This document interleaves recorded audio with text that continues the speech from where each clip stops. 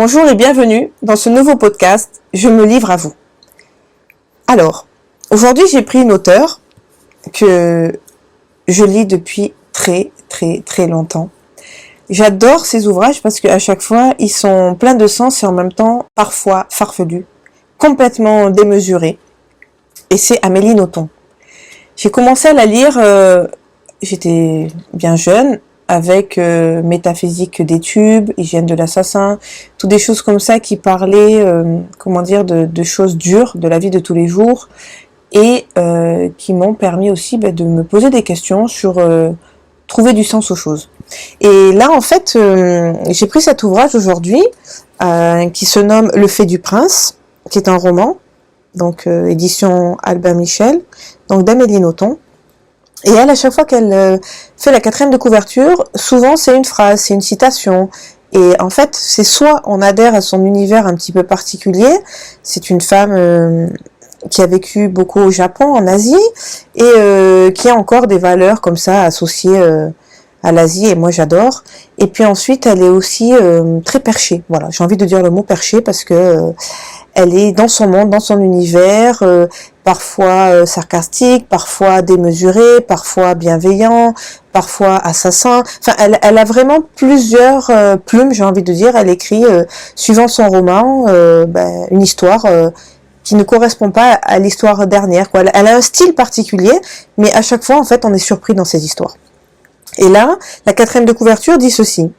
Il y a un instant, entre la 15e et la 16e gorgée de champagne, où tout homme est un aristocrate. Voilà comment on doit définir ce livre. Alors, pour vous résumer un petit peu, c'est lors d'une soirée mondaine, un homme qui s'appelle Baptiste Bordave se retrouve à un cocktail entouré de personnes très huppées, très sélectes, avec du champagne à la main. Et puis, un des organisateurs de la soirée vient à expliquer: que feriez-vous dans cette situation si une personne devant vous meurt en public? Est-ce que vous seriez coupable? Et en fait, le roman, il part sur cette idée, sur cette histoire. Et donc, ce monsieur, ce Baptiste, il va rentrer chez lui en se disant: tiens, c'est quand même bizarre de parler de ça à une réception. Et puis bon, il va se coucher. Et puis, quelques jours après, on vient sonner à sa porte. Et là, il y a un monsieur qui vient, qui lui demande de l'aide parce qu'il dit je peux pas téléphoner, j'ai plus de batterie. Et puis le monsieur lui dit il y a une cabine pas loin là. Non, mais j'ai plus d'argent. Est-ce que vous pourriez me laisser la possibilité de rentrer chez vous pour passer un coup de téléphone pour qu'on vienne récupérer ma voiture, je suis en panne. Donc bon, il dit ok, très bien, et il rentre. Ce monsieur il prend le combiné, il fait le numéro, et là il s'effondre et il meurt. Voilà comment démarre le roman. Et donc ce jeune homme, ce Baptiste, il se dit non mais c'est un traquenard, on m'en a parlé il y a quelques jours à la réception, c'est une manigance et tout. Et en fait, il va y avoir toute une histoire, une intrigue par rapport à ça. Et puis, mal en bien, ce monsieur Baptiste, comme il n'est pas bien dans sa vie, mais en fait, il va prendre l'identité de ce monsieur qui est mort dans son salon et il va partir à l'aventure. Et voilà, et il va se passer encore plein d'autres choses, plein de rebondissements. Parce que c'est vraiment ça, Amélie Nothomb, c'est qu'en fait, à chaque page, on change d'univers, on se retrouve dans des situations, mais je vous dis, complètement farfelues. Donc il va prendre la place de ce monsieur qui s'appelle Olaf, et c'est un Suédois, et donc il part avec sa Jaguar, la voiture marche correctement, donc il comprend pas pourquoi le monsieur est venu demander de l'aide alors que tout fonctionne, donc il pense que c'est un traquenard. Et donc je vais vous lire un petit extrait qui est vraiment à la page 32. Pour la première fois de ma vie, j'avais l'impression d'être libre. Cette conviction était si forte que les souvenirs de Baptiste Bordave avaient pour ainsi dire disparu.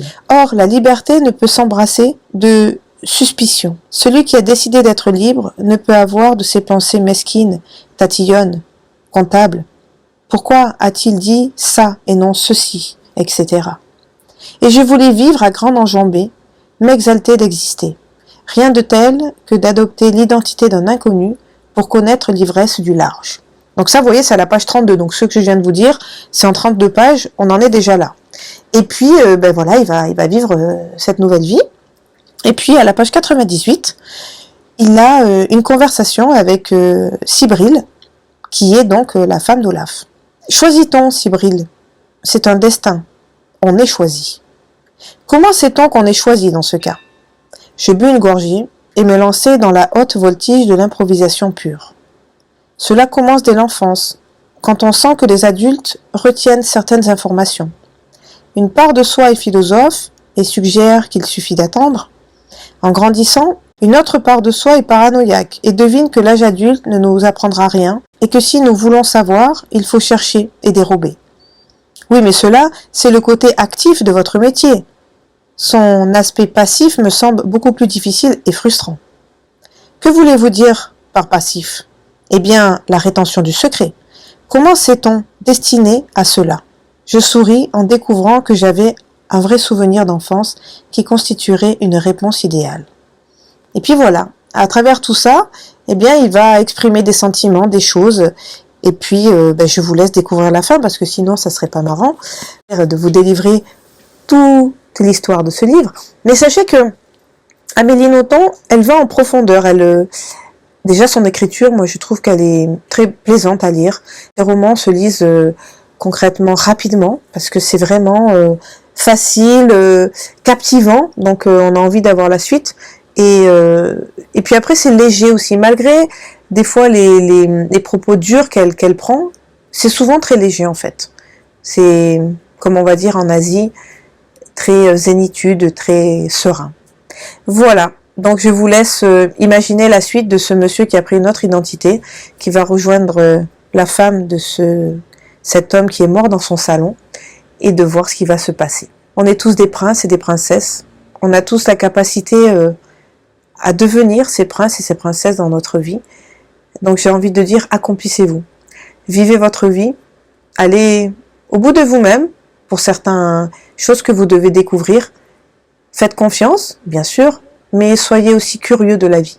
Allez découvrir tout ce qu'il y a à découvrir ou redécouvrir sur cette terre, sur cette planète, et puis lâchez un peu le contrôle pour pouvoir être complètement et totalement libre. Commencez par la pensée, être libre de penser ce que l'on a envie de penser, et puis libre d'agir, de faire ce que l'on a envie de faire.